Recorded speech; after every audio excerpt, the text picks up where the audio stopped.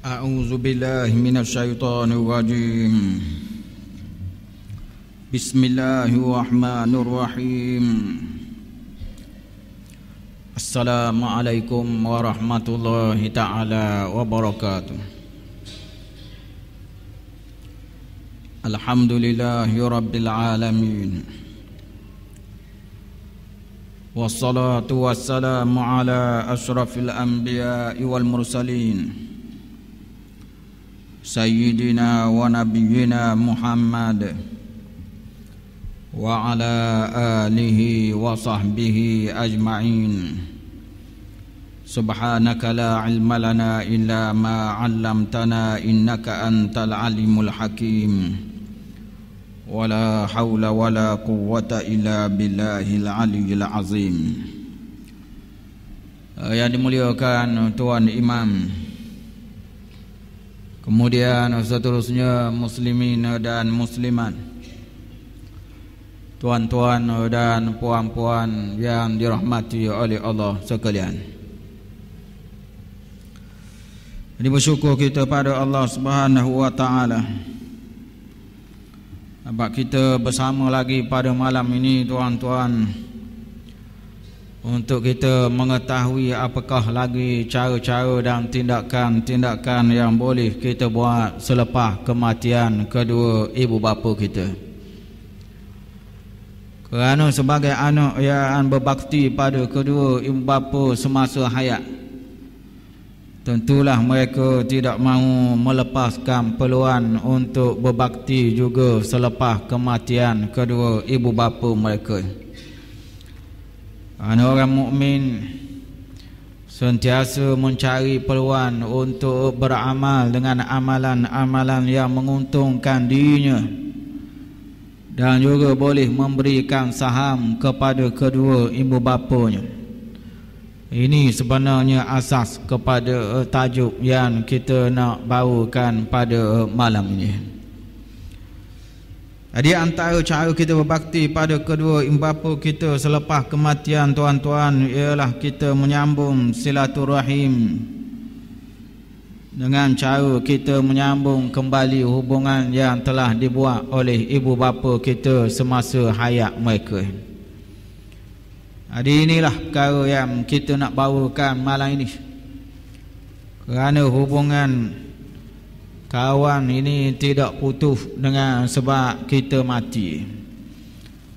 Kita jangan silap dengan menganggap bahawa hubungan persahabatan kita ini putus sebaik sahaja kawan kita meninggal dunia.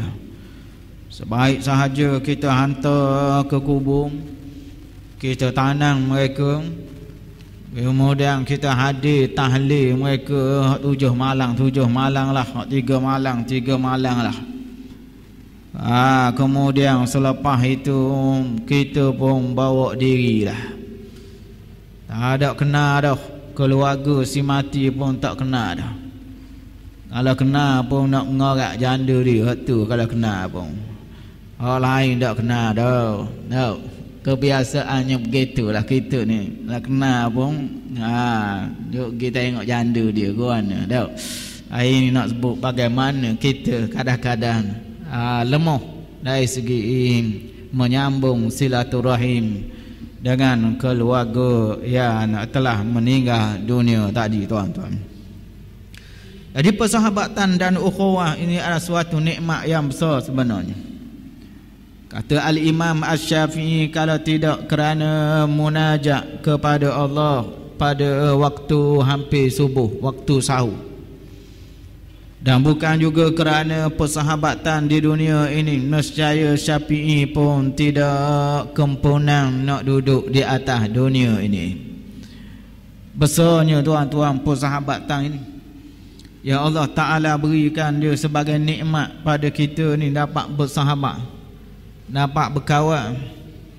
Jadi jiwa kita jadi subur, hidup bagus, hidup kita membesar dengan norma ada kawan ni. Kalau kita tak berkawan, tak ada kawan ni, hidup kita tak normal. Jadi kera, dah lah kera sumbang pula.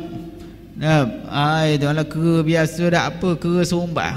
Tak, sumbang ni langkah dia tidak teratur lah, dia panggil sumbang. Bukan ke menyumbang. Menyumbang tu lain. Maksud sumbang ni langkah tu tidak teratur. Oleh kerana itulah nikmat besar sebenarnya kita dapat berkawang tuan-tuan. Kata Imam Syafi'i, kalau tak kerana munajat pada Allah pada waktu sahur dan juga bersahabat di dunia ini, Imam Syafi'i pun tak nak duduk atas dunia pun tak apa, kata Imam Syafi'i tadi tuan-tuan. Oleh kerana itulah setiap orang nak ada sahabat dan nak ada kawan-kawan. Ayah kita pun ada sahabat, kita pun ada sahabat juga.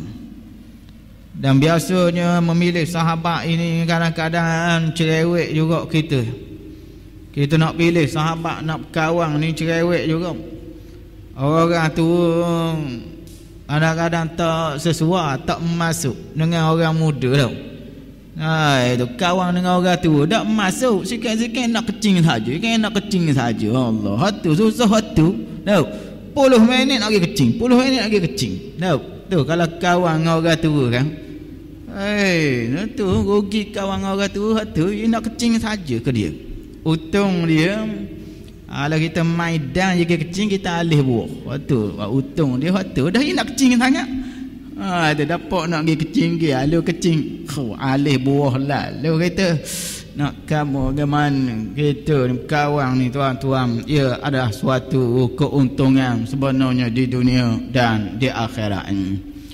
Oleh kerana itulah persahabatan ini masih ada lagi di hari akhirat.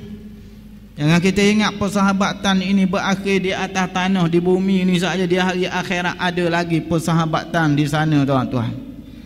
Persahabatan yang hakiki atas nama kecintaan pada Allah dan Rasul ni. Yang inilah yang kekal ni. Persahabatan yang lain itu boleh hangus, boleh terbang di dunia ini.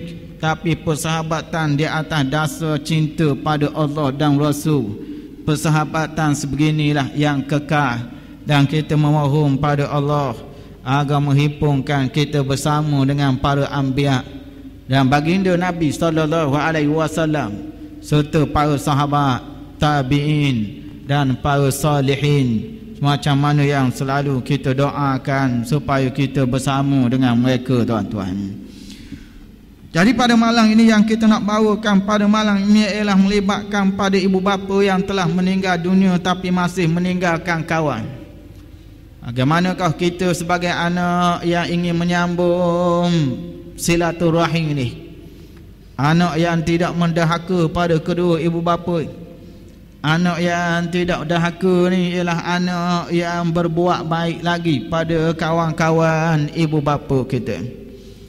Atas dasar inilah kita nak bacakan suatu hadis riwayat Muslim yang mana diambil daripada Ibnu Umar radhiyallahu anhuma, annahu kana idza kharaja ila Makkah kana lahu himarun yatarawwahu alayhi idza malla rukubar rahilah wa amamatun yashuddu biha ra'sahu fabainama huwa yawman ala dhalika al-himar idh marra bihi a'rabiyyun faqala alasta ibn fulan qala bala fa'atahu al-himar faqala irkab hadha wal amamah وقال أشدد بها رأسك فقال له بعض أصحابه غفر الله لك أعطيت هذا الأعرابي حمارا كنت تروح عليه وعمامة كنت تشد بها رأسك فقال إني سمعت رسول الله صلى الله عليه وسلم يقول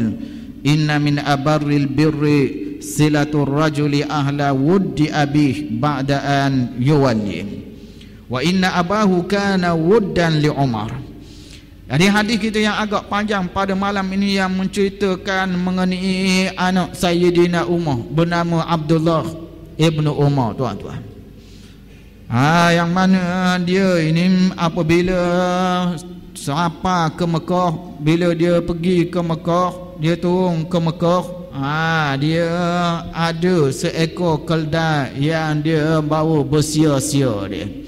Ini cerita Ibnu Umar dia. Itu dia orang Mekah tapi berhijrah sebelum ayah dia, sebelum Sayyidina Umar berhijrah, dia berhijrah dah ni anak Sayyidina Umar ni. Itu pun nama Abdullah. Yang mana kita sebutkan dia antara sahabat Nabi sallallahu alaihi wasallam yang menjadi pakar dan rujukan lebih daripada 25 tahun, tuan-tuan. Jadi dia ini katanya selalulah keluar pergi ke Mekah, tuan-tuan. Pergi ke Mekah ini ada suatu amalan yang baik. Antara perkara yang disebut oleh Nabi sallallahu alaihi wasallam, iaitu bila kita nak membuat pelayaran, biarlah kita berlayar ke Mekah, tuan-tuan. Berlayar ke Mekah kita. Bagian Allah Ta'ala luaskan rezeki dia. Orang yang ada lebihan harta, inilah peluang untuk kita membuat pelayaran. Kata baginda Nabi sallallahu alaihi wasallam, pergilah ke Mekah ni. Dan alhamdulillah kita pada hari ini dengan kewujudan lapangan terbang antarabangsa kita, penerbangan terus ke Madinah dibuat, boleh dikatakan tiap-tiap minggu dah hari ni tu, yang kita boleh tengok. Ini satu peluang sebenarnya pada orang Terengganu kita untuk pergi ke Mekah. Sementara kita ni ada rezeki lebih lah, Tuhan bagi ni. Pergilah buat umrah, tak nak pergi haji pun, pergilah mengerjakan umrah. Kerana pekerjaan pergi Mekah ni dibuat oleh sahabat, antaranya Ibnu Umar sendiri. Dia antara orang yang selalu ke Mekah dia ni, tuan-tuan. Jadi katanya bila dia sampai di Mekah ini, dia ada seekor keldai yang dia bersia-sia atas keldai itu bila dia malah naik unta. Unta ni tinggi, jenis sisi pun besar.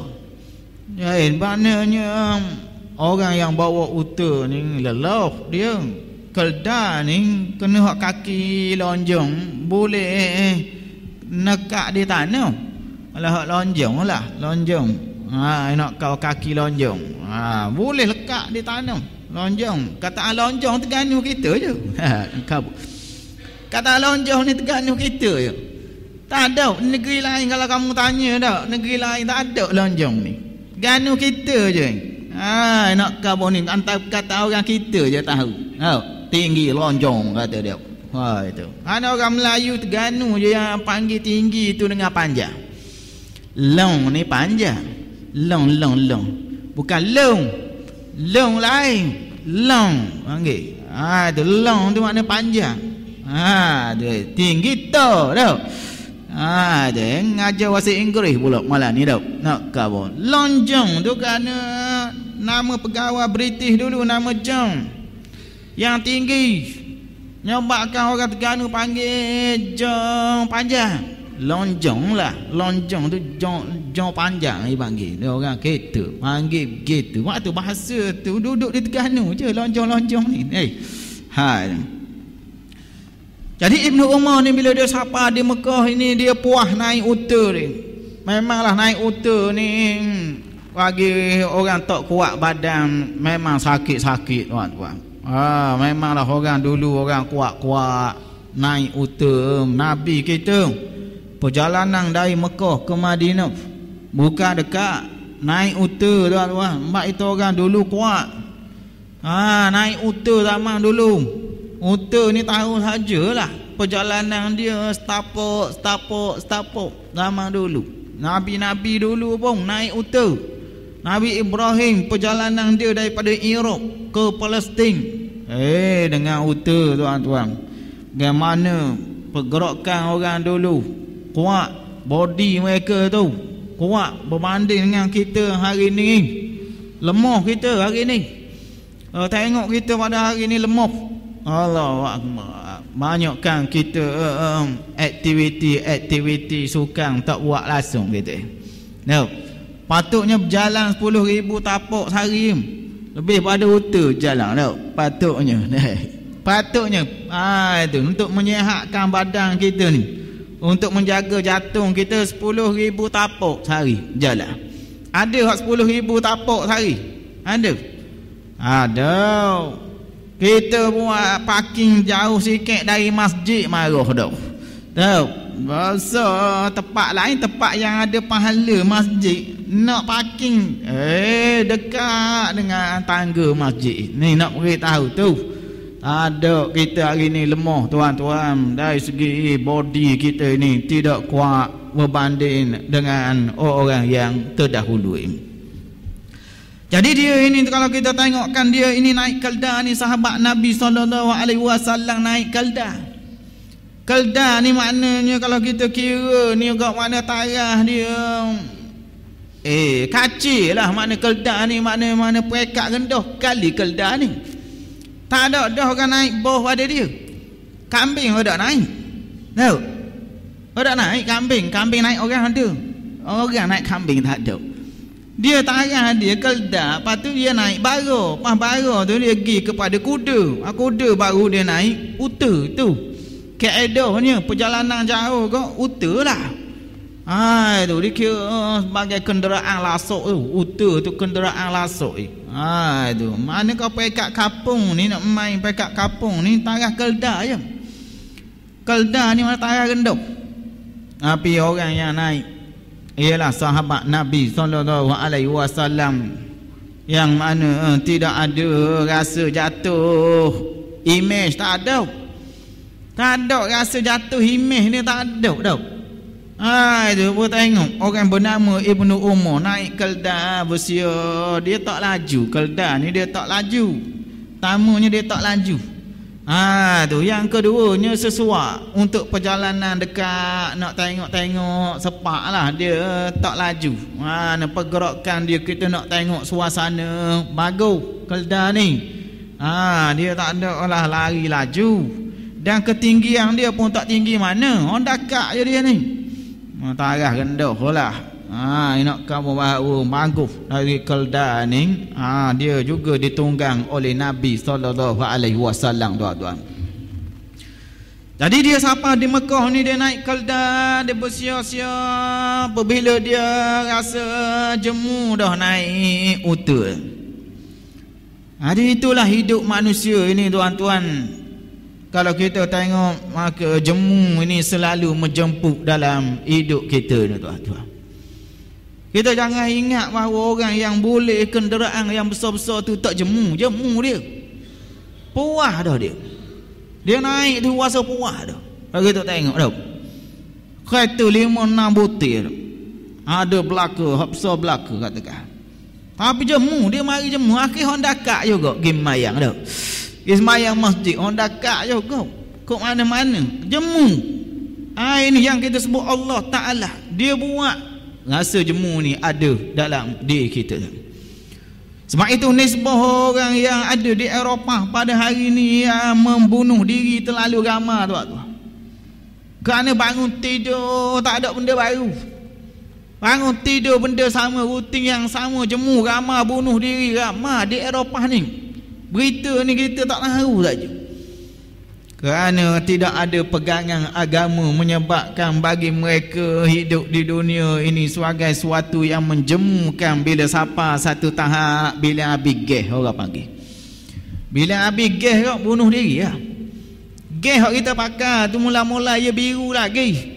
Ia biru tu hidup tengah berasa sedap tu. Tengah baru kenal dunia. Mau kenal dunia, pas boleh basikal ada tayar, mula beli basikal hapsa pula. Pas tu beli motor pula. Pas motor scrambler pula. Pas ada tu lomba kereta pula. Pas lomba kereta tu, dia pergi lebih pada tu lagi. Ni nak khabar ketika gas tengah biru lagi. Ketika hidup tengah sedap lagi, tengah manis lagi.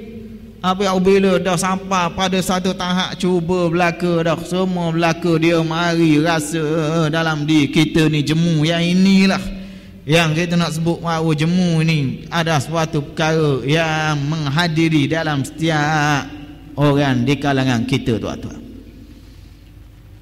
Dan jemu inilah menyebabkan jadi penyakit. Mak itu ramai orang yang pecah penyakit. Orang peceng nyakit dah. Supaya aku dak peceng gini dak nyakit lagi lah. Nak kamu dak nak kamu. Orang peceng nyakit. Sungguh bukan nak kasar, bukan nak kata jangan berasa hati orang peceng hak ada ni. Tahu? Nak sebut orang peceng ni dia derah mari nyakit kerana aktiviti dia tu tak banyak dah. Kerjaan dia pun tak banyak dah. Ini menyebabkan tu banyaklah obat ni. Tu banyaklah masuk insurans tu insurans ni. Tak peceng lagi orang insurans mari cari dah. Tak peceng lagi orang mari cari dah. Nak beritahu dia boleh baca orang mana yang akan bermasalah selepas daripada menghadapi semua rintangan dalam hidup ini. Akhirnya kita akan bertemu dengan jemu tadi tuan-tuan. Jadi jemu ini ada benda, bukan benda pelik, benda jemu tuan-tuan. Dan kita sebagai orang mukmin yang beriman dengan Allah Subhanahu Wa Taala yang ni, kita kena perbaharui selalu, kena baru selalu. Jadid imanaka, baru iman kita ni kena baru dia. Tu dia menyebabkan kita ni kena menambah iman selalu. Baru iman kita. Nak jemu kita pakai baju tula sama. Baju sama hari-hari kita pakai. Jemu tak ada dah. Aku sejak ada habis kolah dulu aku dah akal ada baju kolah. Nah, jemu kata tengok bodoh baju hak tula sama berapa belah tahun dak pakai hak tu dah. Kata yang dak pakai baju kolah. Nah, kalau kita tengok kan dia jemu punya basah. Ada orang nak baju sekolah tadi. Tu. Kalau dibenarkan pelajar memilih baju apa sekali, tak ada orang pakai baju tu. Nak tahu jemu tu dia ada. Habis kerana peraturan. Tak ada orang pakai dah. Jemu dah. Tu. Gitulah juga makanan. Makanan pun dia mari jemu juga kita. Lemai ikan singgang semua. Dah apa nak dah lah ni ikan singgang. Itu kerana dia siapa tahap. Jadi jemu kita tuan-tuan. Oleh kerana itu kena perbaharui manusia ni dalam hidupnya, dia kena baru saja. Episod kehidupan dia tu dia kena baru. Inilah yang boleh menjadikan hidupnya lebih menarik dan lebih sihat untuk berada di atas dunia yang sementara ini tuan-tuan. Jadi katanya ketika dia sedang menunggang keldai dia bersia-sia di Mekah. Katanya dia ni biasa kalau di Mekah dia ada serabang juga atas kepala dia. Makna dia lilik atas kepala, serabang. Apa pun dia faedah lilik atas kepala kita kata. Apa pun dia lilik atas kepala faedah apa? Kita orang tak rasa lilik tak tahu. Kita tanya orang tua kita pakai semotor, dia tahu lah. Bawa semotor, buat apa? Pok pakai semotor, buat apa? Ada faedah dia. Lilik tang pada kepala ni ada faedah dia tuan-tuan. Nak menyebabkan bila kita lilik tu, orang-orang kepala kita ni ada tegak. Ayah ngatuk. Ayah mengatuk, pakai serabang ngatuk kat dalam masjid kita malam ni. Ada. Dia mau cari. Ada. Lilik tang dia kemas. Bukan orang kita saja buat sik ke apa yang melilik kepala ni. Dia ada beza ni, ada benda ni yang bila lilik kita, bila kita lilik tepi ni. Ada orang tidur pakai serabang ni tak ada. Waktu bila kita kenakan pada kepala lilik tang kita ni orang-orang dia ni. Dia menyebabkan jadi cerah mata kita. Nak khabar terang lah. Orang ngatuk-ngatuk lilik serabang di kepala tengok. Tu kalau tidur kau tu maknanya tu bukan salah serabang. Tu memang kaki tidur makna. Tahu? Bobo helmet pun tidur gini. Bukannya kerana serabang kita. Kerana itu ada faedah benarnya serabang. Di samping dia menjadi sebagai lambang kehebatan orang dulu. Orang ni kalau nak khabar hebat ada benda atas kepala. Ada benda atas kepala baru hebat. Ayah bapak tengok atas kepala ada benda apa, baru hebat ayah bapak. Nak beritahu ada benda atas kepala dia. Tu kehebatan dia. Kalau kita tengok apa-apa watak sekalipun kepala kena ada benda. Kepala kena ada benda. Tak kira ada tanduk ke. Nyewak ke dia nak khabar hebat. Tu Zulkarnain yang katakan ada 2 tanduk atas kepala dia. Orang hebat zaman dulu. Bak itu desta ataupun topi itu nak menjadikan orang tu hebat. Bubuh tak kepala kita serabang orang Islam kita ini ialah dengan mengenakan serabang tadi tuan-tuan. Yang mana serabang ini ada sebagai satu pakaian yang kita dapat daripada Nabi SAW sendiri. Kita pakai dia dalam sembahyang. Dan para sahabat memakai, mencintai pakaian Islam ini adalah antara yang ada dalam agama kita. Ini kadang-kadang bermasalah juga kita ni. Bila dah pakai serban helmet tak nak pakai. Ini masalah juga kita ni. Allah Akbar. Hak tak nak pakai tu senang lah. Hak jenis masa pakai serban semua ni tak nak pakai helmet dah. Dia ingat orang sayang sangat ke serban dia, orang sayang kepala dia. Ini serban tak ada apa. Kalau jatuh apa tak ada apa serban. Tu bomba tak pakai serban pergi padam api. Hangus gitu ya kepala dia tau. Ada bomba pakai serban. Kita masalah keselamatan. Jangan duk fikir masalah pakaian Nabi dia naik uta lah Kita ni berapa kali uta kita ni. Kuasa kuda kita berapa? 125 kuasa kuda. Allahu Akbar. Kadang-kadang masalah gini pun kita tak lepas. Suruh pakai helmet lah. Ni Allah. Penguatkuasaan kadang-kadang lemah. Pakai helmet. Hak jual ikan. Tak pakai helmet. Jual ikan. Jaji ikan.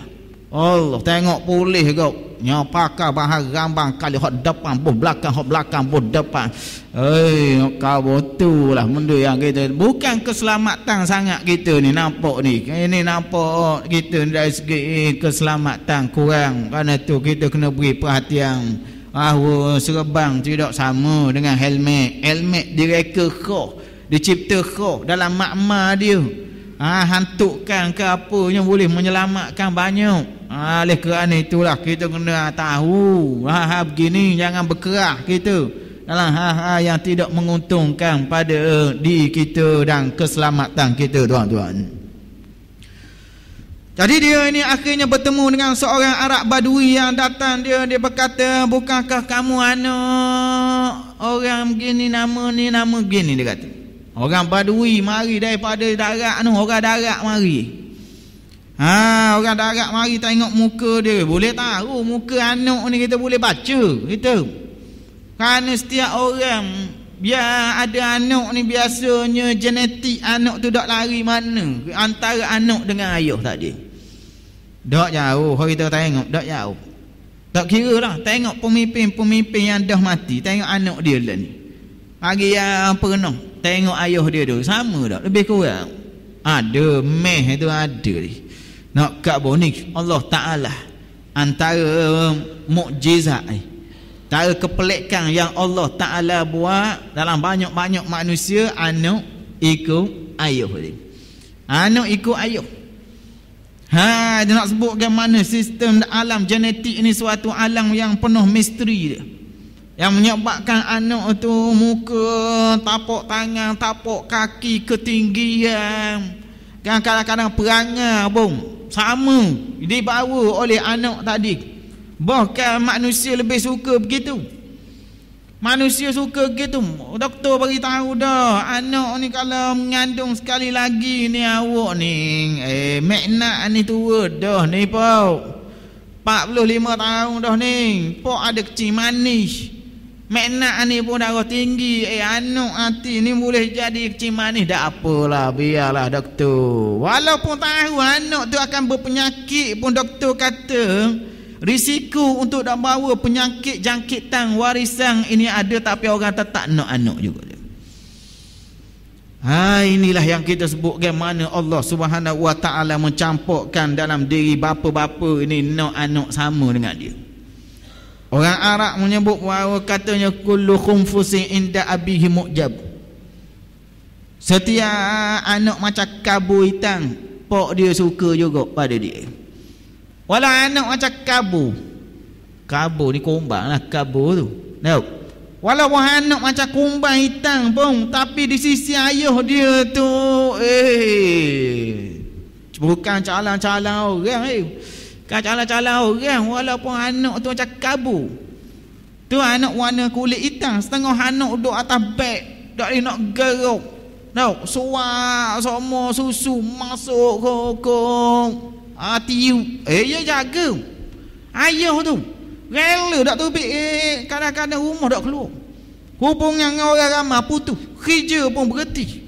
Tengok sayang tak sayang sifat yang Allah Ta'ala buat pada ayah mak ni, yang menyebabkan anak dia walaupun teruk macam mana sekalipun, dia tetap menganggap itu adalah bagai buah hati dia yang dia sayang. Walaupun orang lain tengok tak ada benda tu, kalau kita tengok wak nyusuh pera anak gitu, tapi dah ini yang kita sebut Allah Ta'ala mencampurkan dalam hati ibu bapa tak dia. Jadi orang Arab Badui ni bila melihat Abdullah bin Umar, dia kata, bukan kamu ni anak Umar ni? Dia kata seolah gitulah. Ni zaman dulu, orang molek zaman dulu.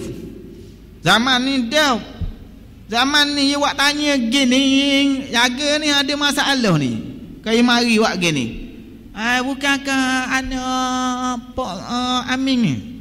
Dak Pok kita nama dah lah. Yelah dah lah, tapi orang panggil Pok Amin dulu. Allah, tengok dia cari ke dia. Akhir khabar masalah dia mutusikal penuh di kedai nak 45 riyal. Itu tak ada, pinjang dulu. Oh, tengok gelap tu Leo duk tengok kawan tu. Kena hak tua pula. Kena orang tua pula. Tengok gelang ada tangan, rata ada tekuk. Aduh, sudah lalu dah dia. Mari menyamar kenalan kita, tapi penyamar orang tadi ada udang di sebalik batu ni. Orang zaman kita tak macam dulu tuan-tuan. Orang zaman dulu dia cakap betul cakapan tu benar, tak ada sama sekali nak menipu ni, tak ada. Kita hari ni sikit-sikit khabar orang kita kenal. Tahu? Orang tak apa luluh apa, khabar lalu orang kampung dia, orang kenal kabel dia lah, kabel dia. Tengok tu cara kita nak cakap sebut kenalan lalu, apa-apa saja pun gitulah. Permohonan tak luluh, khabar siapa orang dia, tak ada sangat pun tok wakil dia. Nak khabar. Tengok macam mana kita hari ni, dunia hari ni, yang masing-masing ada tujuan di sebalik kita perkenalkan diri kita pada seseorang tadi. Jadi Arabi ni dia kata pada Ibnu Umar ini, dia kata, awak ni anak orang tak? Nama gini-begini dia kata. Jawab Ibnu Umar, ya. Bila dia kata ya tu, dia bagi terus keledar pada orang tadi. Tengok Ibnu Umar, dia mulakan dengan hadiah lalu dah. Ini cara dia berkawan dengan orang. Cara berkawan dengan orang ni ialah beri hadiah lalu tu apa? Nak ikat lalu, nak tambak lalu hubungan tu. Nak tambak lalu. Kita mula-mula kenal nak makan peri dah. Tahu? Makan peri. Cerita pergi beli tu. Tahu? Cerita pergi beli. Cerita apa masa? Nama dia? Ada kan kita tengok Pak Haji seorang duduk dah kedai, duduk dah kopi tu dah. Mari nak makan kuih peri kan. Kuih salang dulu. Tahu? Dia kata macam temai kena je, dia kata. Dia kata dekat mana je, dia kata. Ya. Dia kata dia reka cerita lalu, dia kata pergi Mekah. Kawan tu tak pergi Mekah lagi. Tahu depan baru temai nak pergi, dia kata. Bila tak kena tu, dia kata pergi di Gunung Semanggu pula. Tengok. Tu nak makan kuih peri. Kita Haji tu lari. Tinggal ke depan ke Malang. Secawang kopi, pas cawang akhir penuh cawang atas meja dah. Nak khabar ni banyak je ni, masa menipu ni banyak dah. Nak beritahu ini yang menyebabkan kita serik ni. Kita serik kenal orang ni.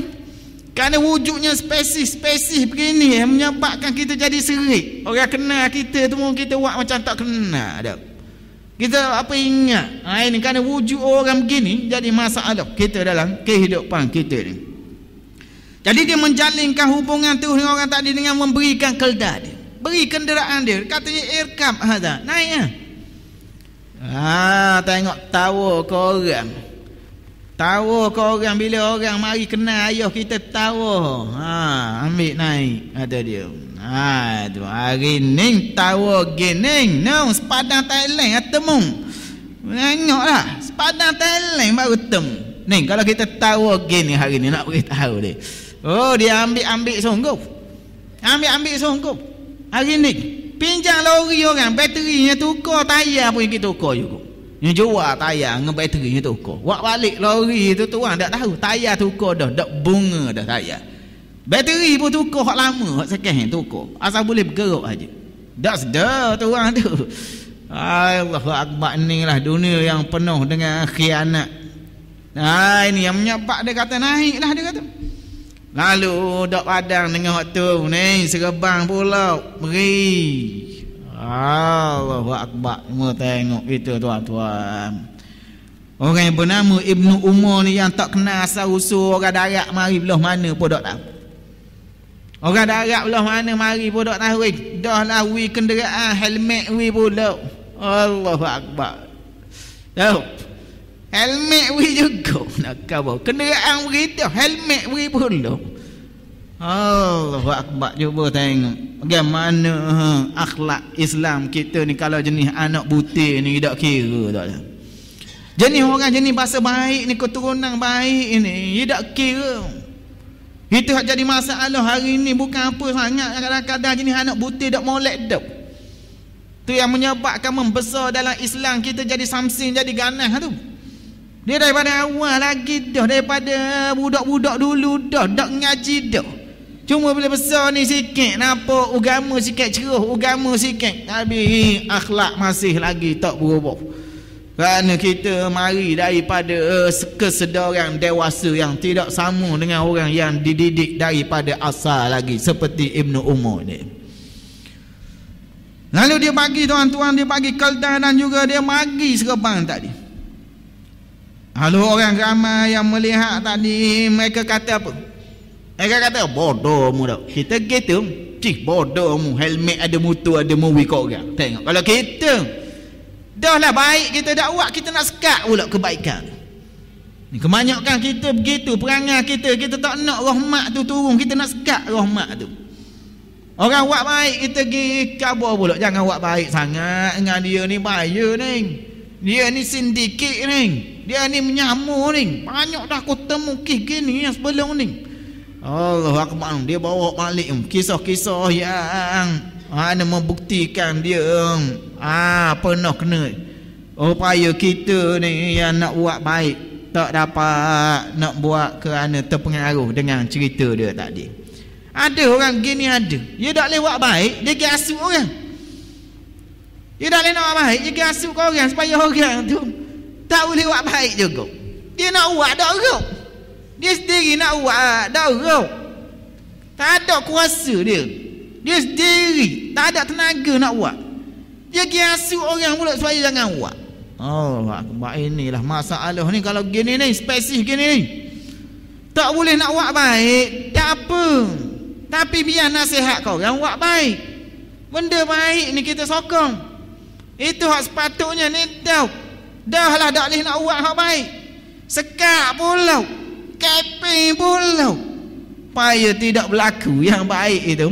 Tidak berlaku. Sama kita ni lemah kita ni, lemah kita. Akhlak yang kita ada ni kena muhasabah balik. Kena muhasabah balik kita ni. Ya Allah Ta'ala suruh amal ma'ruf ni. Kita ke arah amal mungkar kadang-kadang. Amal juga tapi suruh perkara mungkar. Ini tolong elok perkara sebegini tuan-tuan. Yang mana orang ramai bila tengok dia bagi, dia kata ghafarallahu lak, Allah ampunkan kamu. Tu doa orang ramai pada Ibnu Umar. Lalu orang ramai pun tanya pada dia, kamu beri pada orang darat ni kelda, yang kamu bersia-sia dengannya, dan juga kamu bagi serban yang kamu lilit atas kepala tu.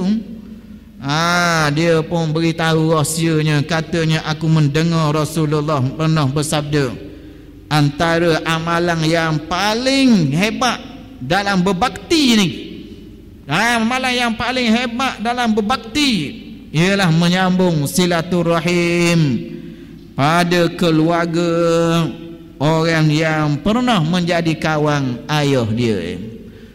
Orang yang menjadi kawan ayah dia, keluarga dia tu.